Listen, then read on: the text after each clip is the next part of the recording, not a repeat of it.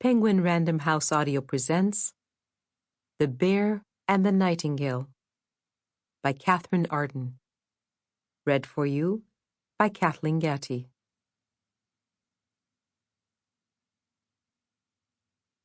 By the shore of the sea stands a green oak tree.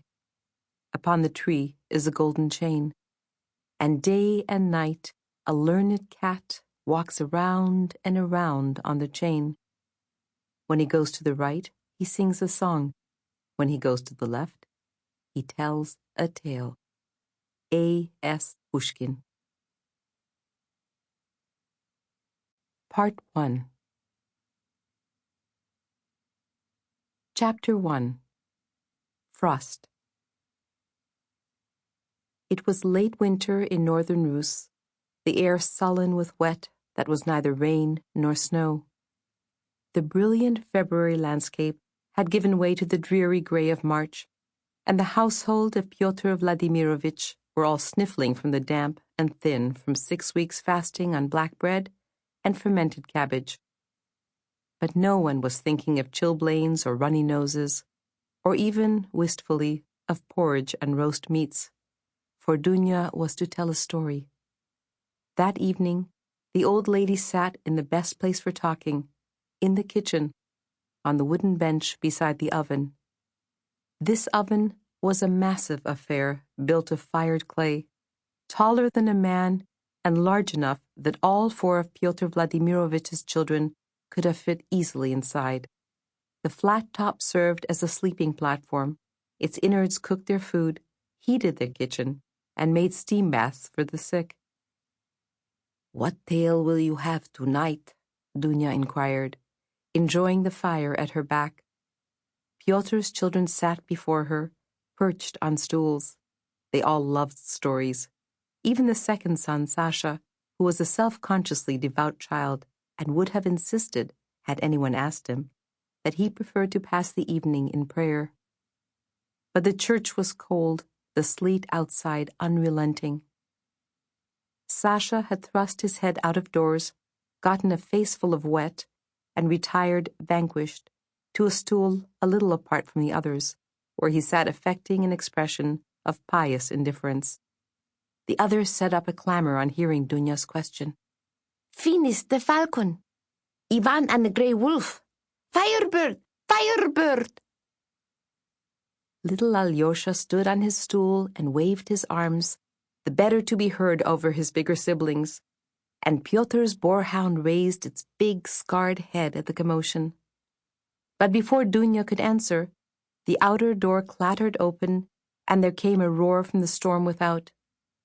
A woman appeared in the doorway, shaking the wet from her long hair. Her face glowed with the chill, but she was thinner than even her children. The fire cast shadows in the hollows of cheek and throat and temple. Her deep-set eyes threw back the firelight. She stooped and seized Alyosha in her arms. The child squealed in delight. "Mother!" he cried. "Matyushka!" Marina Ivanovna sank onto her stool, drawing it nearer the blaze. Alyosha, still clasped in her arms, wound both fists around her braid. She trembled, though it was not obvious under her heavy clothes. "Pray the wretched you delivers tonight," she said. "Otherwise, I fear we shall never see your father again." "Are you telling stories, Dunya?" "If we might have quiet," said the old lady tartly. She had been Marina's nurse, too, long ago. "I'll have a story," said Marina at once. Her tone was light, but her eyes were dark. Dunya gave her a sharp glance. The wind sobbed outside. "Tell the story of Frost, Dunyashka. Tell us of the Frost demon, the Winter King Karachun. He is abroad tonight and angry at the thaw." Dunya hesitated. The elder children looked at each other. In Russian, Frost was called Morosko, the demon of winter. But long ago, the people called him Karachun, the death god.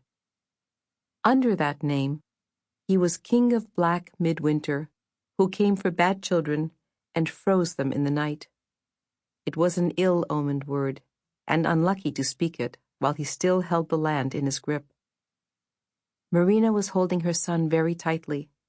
Alyosha squirmed and tugged his mother's braid. "Very well," said Dunya after a moment's hesitation. "I shall tell the story of Morosko, of his kindness and his cruelty." She put a slight emphasis on this name, the safe name that could not bring them ill luck. Marina smiled sardonically and untangled her son's hands. None of the others made any protest, though the story of Frost was an old tale, and they had all heard it many times before. In Dunya's rich, precise voice, it could not fail to delight. "In a certain princedom," began Dunya. She paused and fixed a quelling eye upon Alyosha, who was squealing like a bat and bouncing in his mother's arms. "Hush," said Marina, and handed him the end of her braid again to play with. "In a certain princedom," the old lady repeated with dignity, "there lived a peasant who had a beautiful daughter." "What's her name?" mumbled Alyosha. He was old enough to test the authenticity of fairy tales by seeking precise details from the tellers. "Her name was Marfa," said the old lady, "little Marfa, and she was beautiful as sunshine in June, and brave and good-hearted besides. But Marfa had no mother. Her own had died when she was an infant. Although her father had remarried, Marfa was still as motherless as any orphan could be. For while Marfa's stepmother was quite the handsome woman, they say, and she made delicious cakes, wove fine cloth, and brewed rich kvass, her heart was cold and cruel. She hated Marfa for the girl's beauty and goodness, favoring instead her own ugly, lazy daughter in all things. First, the woman tried to make Marfa ugly in turn by giving her all the hardest work in the house, so that her hands would be twisted, her back bent, and her face lined. But Marfa was a strong girl, and perhaps possessed a bit of magic, for she did all her work uncomplainingly and went on growing lovelier and lovelier as the years passed. So the stepmother, seeing Alyosha's open mouth, Dunya added, Daria Nikolaevna was her name. Finding she could not make Marfa hard or ugly, schemed to rid herself of the girl once and for all. Thus, one day at midwinter, Daria turned to her husband and said, "Husband, I believe it is time for our Marfa to be wed." Marfa was in the izba cooking pancakes. She looked at her stepmother with astonished joy, for the lady had never taken an interest in her, except to find fault. But her delight quickly turned to dismay. "And I have just the husband for her. Load her into the sledge and take her into the forest. We shall wed her to Morosko, the lord of winter. Can any maiden ask for a finer or richer bridegroom?